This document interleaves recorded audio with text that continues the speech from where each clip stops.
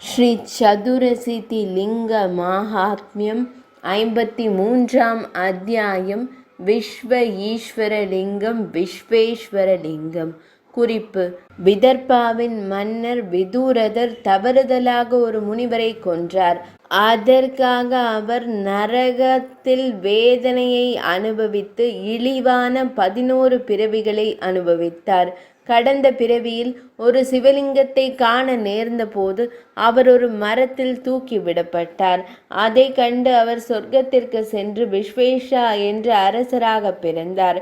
கடந்த பிறவியின் நினைவால் அவர் அந்த லிங்கத்திற்கு சேவை செய்ய சென்றார்.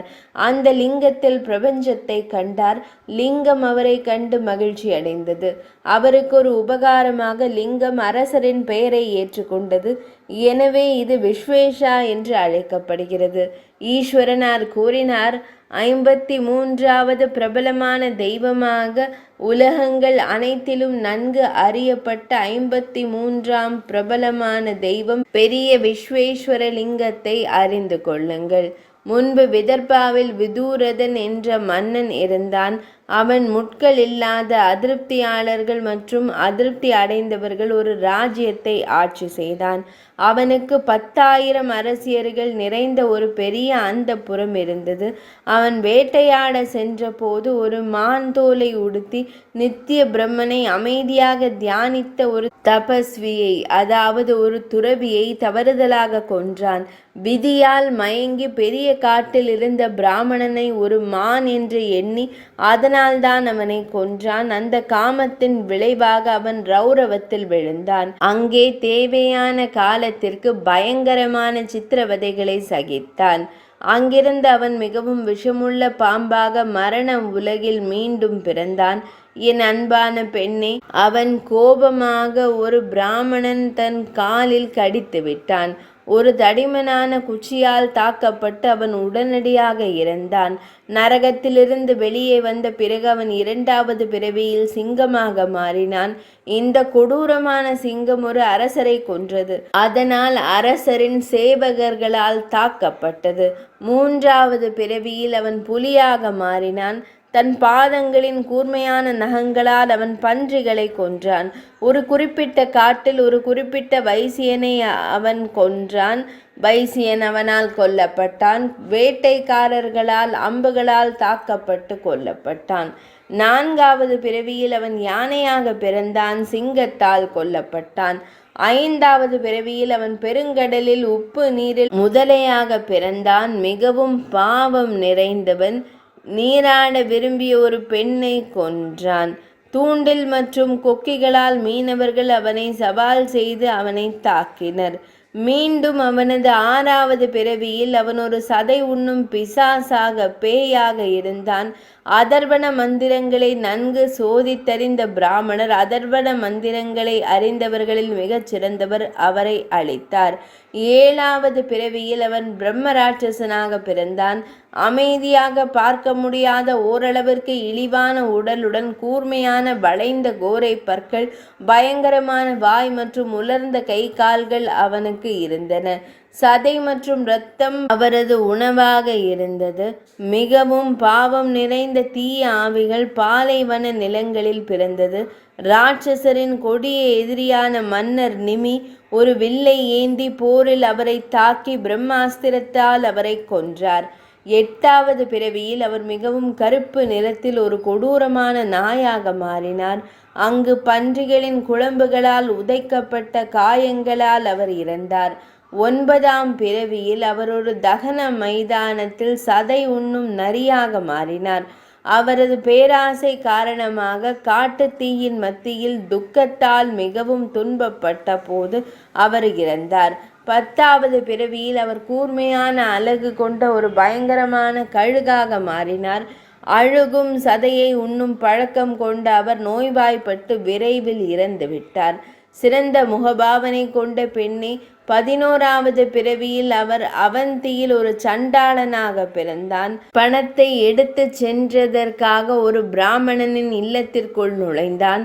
காவல்காரன் அவனை கையும் களவுமாக பிடித்து உடனடியாக கட்டினான்.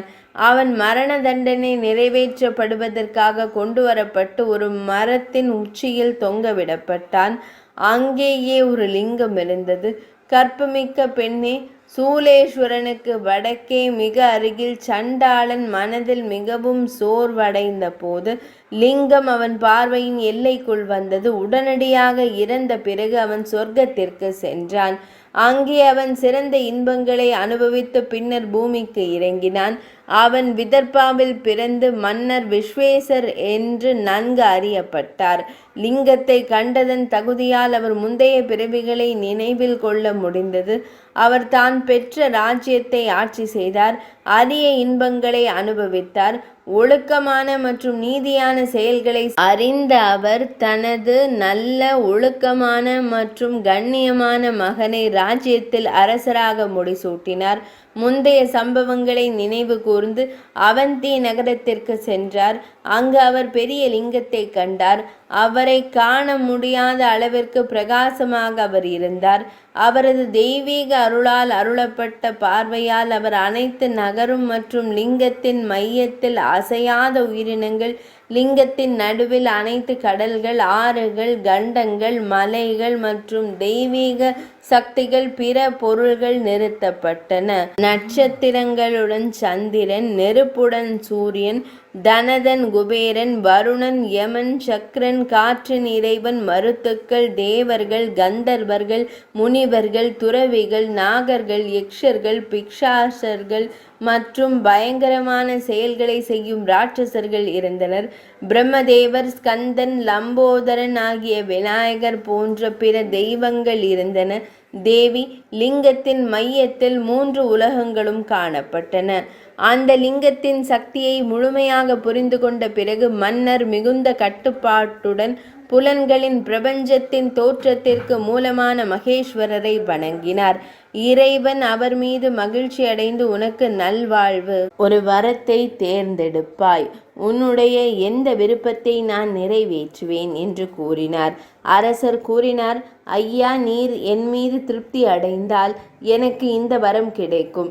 மக்கள் நம்பிக்கையுடன் அல்லது வேறு விதமாக தங்களை சந்தித்தால் அவர்கள் உலக இருப்பு என்ற பயங்கரமான கடலில் விழ வேண்டாம். விஸ்வேஸ்வரன் என்ற பெயரால் உலகில் தாம் புகழ் பெறுவாய். இந்த வார்த்தைகள் உச்சரிக்கப்பட்ட போது விஸ்வேசர் மீண்டும் கணங்களால் அலங்கரிக்கப்பட்டார். பிரகாசமான ஒரு தேரில் அவர் என் உலகத்திற்கு சென்றார். சிறந்த முகபாவனை கொண்ட பெண்ணே, பல்வேறு கண குழுக்களால் அவர் புகழப்பட்டார். அவர் ஒரு கிரீடம் அணிந்திருந்தார்.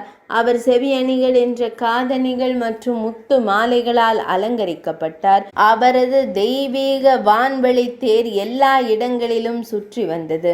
தேவேந்திரன், தனாத்யக்ஷன் என்று அழைக்கப்படும் குபேரன், முனிவர்கள், சித்தர்கள், கந்தர்வர்கள், அப்சர பெண்கள் ஆகியோருடன் பல்வேறு வகையான சொர்க்கவாசிகள் அனைவரும் அவரை போற்றினர்.